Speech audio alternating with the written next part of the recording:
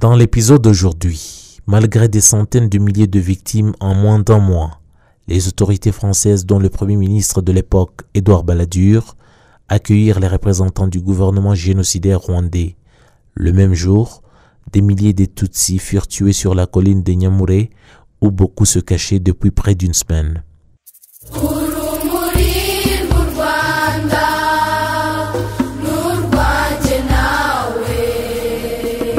Les faits marquant l'exécution du génocide commis contre les Tutsis le 27 avril 1994. Pendant le génocide, en cette date, l'État français a accueilli des dirigeants du Hutu Power. En effet, la France est le seul pays qui a continué à assister le gouvernement génocidaire, malgré qu'il était devenu évident que ce gouvernement était en train de commettre un génocide.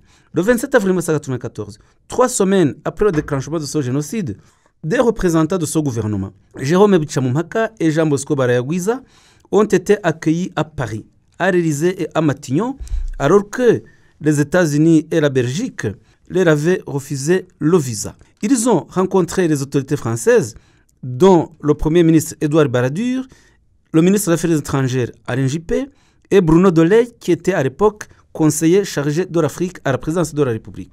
Barayagwiza était à l'époque directeur des affaires politiques et administratives au ministère des Affaires étrangères et il était membre du comité directeur de la CDR.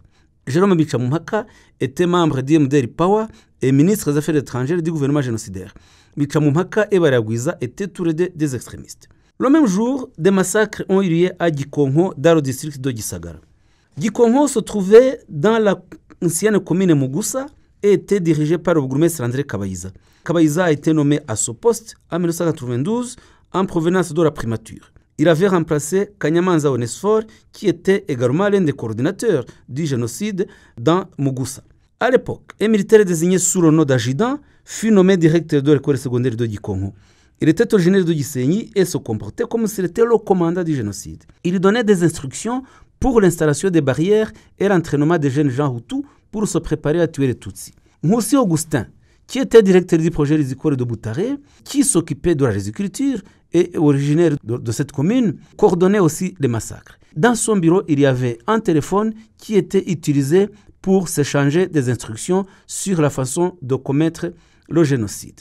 Tout a commencé dans le secteur Buhoro, qui était habité par de nombreux réfugiés burundais. Ceux-ci ont commencé par abattre des vaches de Tutsis et à nous consommer de la viande.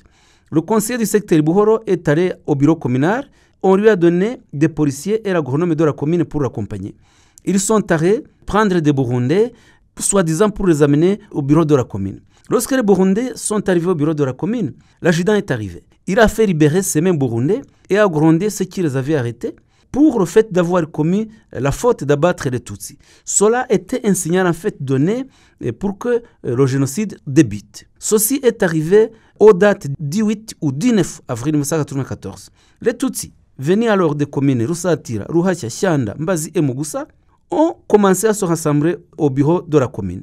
Plus de 25 000 Tutsis y étaient en date du 27 avril 1994, le jour du déclenchement des massacres. Pour les y rassembler, le conseiller a pris un mégaphone et a appelé les Tutsis à se rendre sur le terrain de football près du bureau communal. Les rassembler là-bas a pris 2 jours.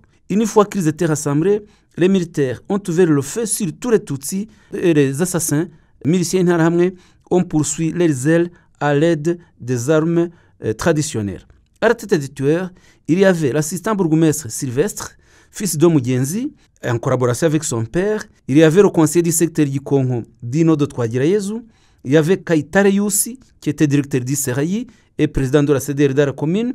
Le brigadier de la commune, Dino Datanaz, et l'inspecteur des écoles, Muramba. À la même date, du 27 avril 1994, a également eu lieu le massacre de la colline de Nyamure dans le secteur Mouira, district de Nyanza.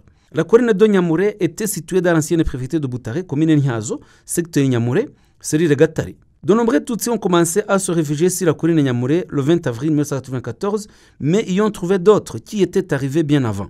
Ils y ont passé une semaine jusqu'au 27 avril 1994, dans laquelle ils ont été attaqués et tous massacrés.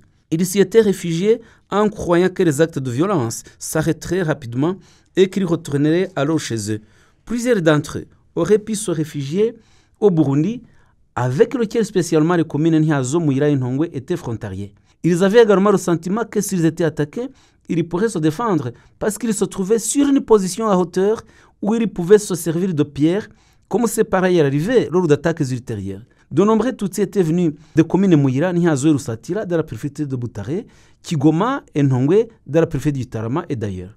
Ceux qui avaient pu s'enfuir en amenant avec eux des provisions ont partagé celles-ci avec d'autres qui n'en avaient pas, de sorte que ces provisions ont été vite consommées. Assoiffés et affamés, parce qu'ils étaient sur le sommet de la colline, loin de leurs champs, les réfugiés se sont organisés pour envoyer des équipes la nuit et aller chercher de quoi manger dans leurs champs. Mais cela est devenu de plus en plus difficile parce qu'à partir du 24 avril, ils ont commencé à subir de lourdes attaques des génocidaires qui venaient les tuer. Très vite, ils se sont mis à abattre les vaches qu'ils avaient amenées avec eux pour en consommer la viande. Après y être arrivés le 20 avril 1994, dès le lendemain, 21 avril, les réfugiés ont commencé à être attaqués par des groupes de tueurs composés de nombreux membres ordinaires de la population et des Interahamwe armés de machettes, gourdins, lances et autres armes traditionnelles.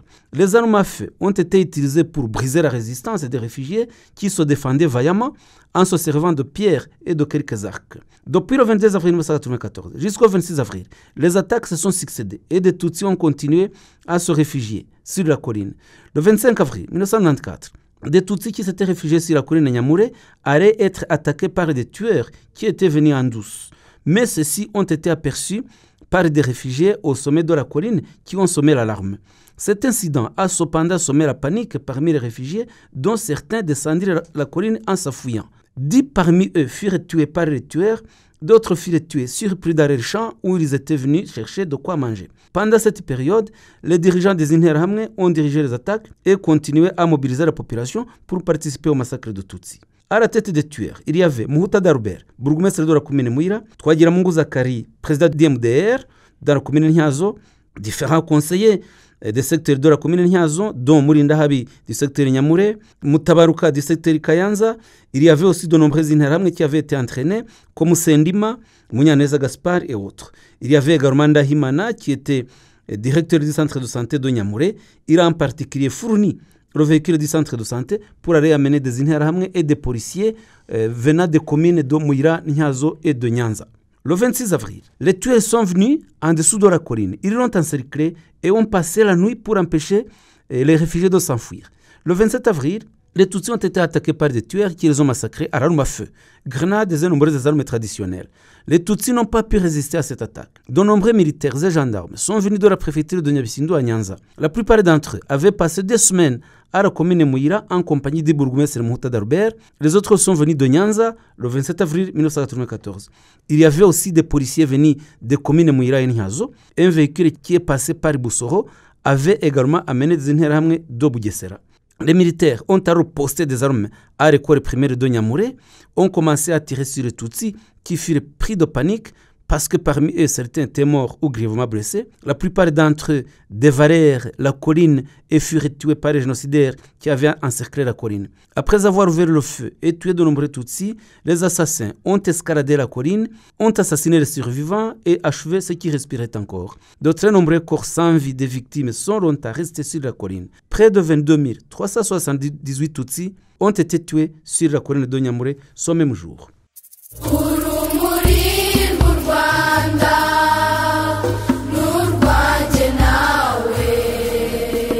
Merci d'avoir écouté ce nouvel épisode du podcast Kwibuka. Comme toujours, assurez-vous de nous laisser un commentaire sur ce que vous avez aimé sur le podcast et partagez-le avec d'autres personnes qui seraient bien intéressées à l'écouter.